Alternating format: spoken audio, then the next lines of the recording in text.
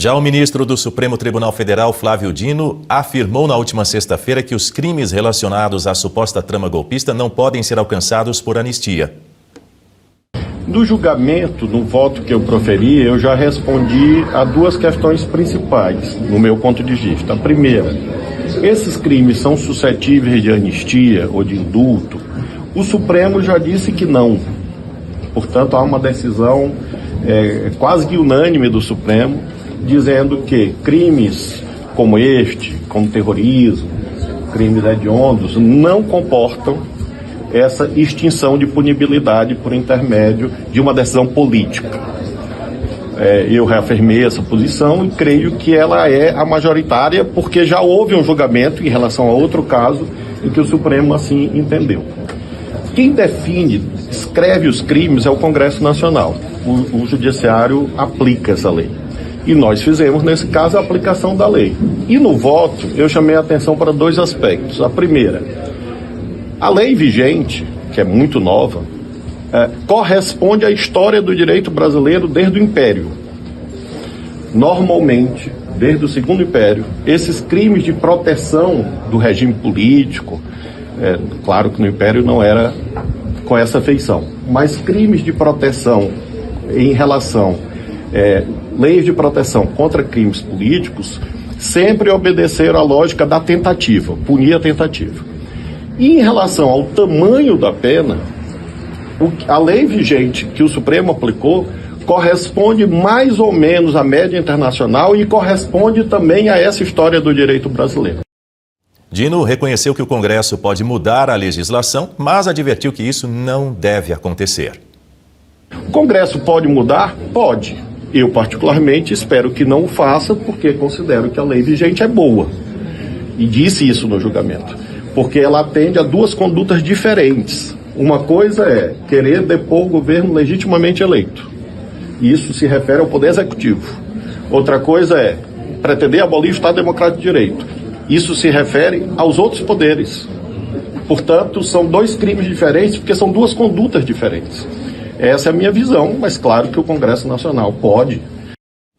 Pois é, Guta Pini de volta comigo para comentar o que a gente acabou de ouvir aí, essa fala do ministro do Supremo Tribunal Federal, Flávio Dino. Dino já mandou o recado, aliás, ele atualizou o recado que o Supremo praticamente de forma uníssona encaminhou a respeito dessa anistia, que essa anistia ampla, geral e restrita não vai passar no STF, mesmo que o Congresso o faça, disse ele. O Congresso pode mudar? Pode, mas ouvimos aí mais uma vez Dino dizer que o STF vai barrar.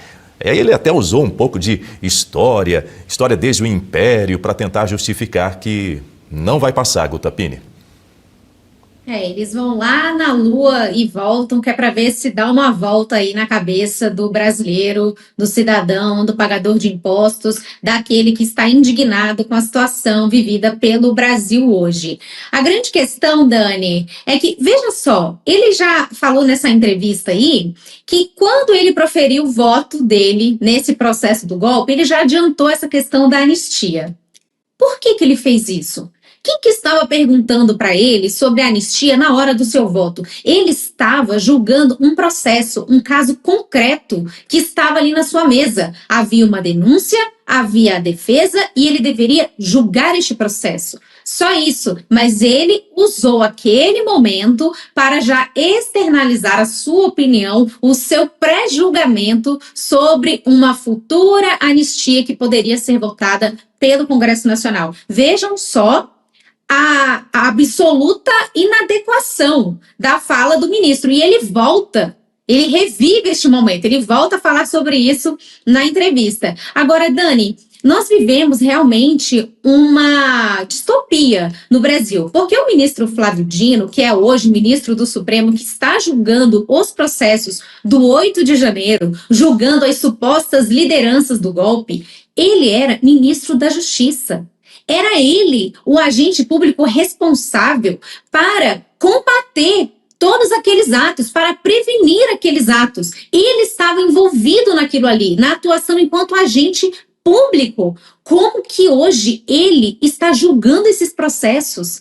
É um completo absurdo, é mais um dos absurdos que a gente vive neste país. E como nós já comentamos em outras oportunidades, essas falas têm como objetivo ir acostumando as pessoas com o que virá aí pela frente. O Paulinho da Força já deixou claro aí que o texto que será apresentado é de dosimetria. E é de dosimetria que o Flávio Dino também já está falando, que isso poderia ser possível, que seria então uma alteração das penas no Código Penal, através do Congresso Nacional com um projeto de lei. A partir do momento que você muda a pena lá no Código Penal, essa alteração mais benéfica vai retroagir e vai atingir aqueles condenados naquelas penas. Então, se a pena diminuiu, muitos deles poderão sair da cadeia. Então, é isso que o ministro Flávio Dino está querendo normalizar e fazer com que as pessoas se acostumem com essa ideia e se desacostumem com a ideia da anistia, que não se fale mais disso, sendo que este era o primeiro plano e deveria ser um único plano,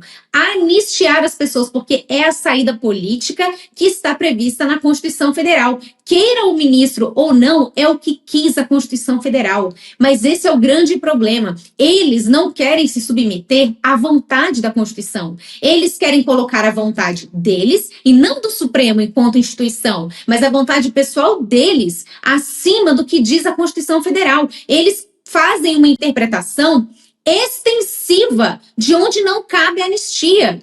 Lá já está muito claro na Constituição Federal. Em nenhum momento está dizendo que para esses crimes de golpe de Estado, de atentado ao Estado Democrático de Direito, que não cabe anistia. Não está escrito isso na Constituição. Eles estão querendo escrever esse artigo, primeiro na mente das pessoas, que é para que as pessoas vão se acostumando com essa ideia. Um completo absurdo, Dani. Mas, pelo que nós estamos vendo aí do andar da carruagem, a própria escolha do relator, a fala de Hugo Mota, que fala e não diz nada. O que podemos esperar disso aí, Dani, é que realmente eu acredito que o que virá a ser pautado é realmente um projeto de lei de dosimetria, bem alinhadinho aí com o Supremo Tribunal Federal, e aí teremos que ver como é que a oposição vai votar este texto. Porque depois que vota o texto base, embora eles queiram fazer alguma alteração ali através de destaques, os destaques só são votados depois que o texto base já foi aprovado. Então, vamos ver o que eles vão levar para essa briga. Se eles vão terminar essa batalha ali já no texto base e encerrar essa discussão de dosimetria ali no plenário, ou se eles seguirão para os destaques. Mas eu acho muito difícil conseguir reverter aí, mudar alguma coisa do texto só com destaques.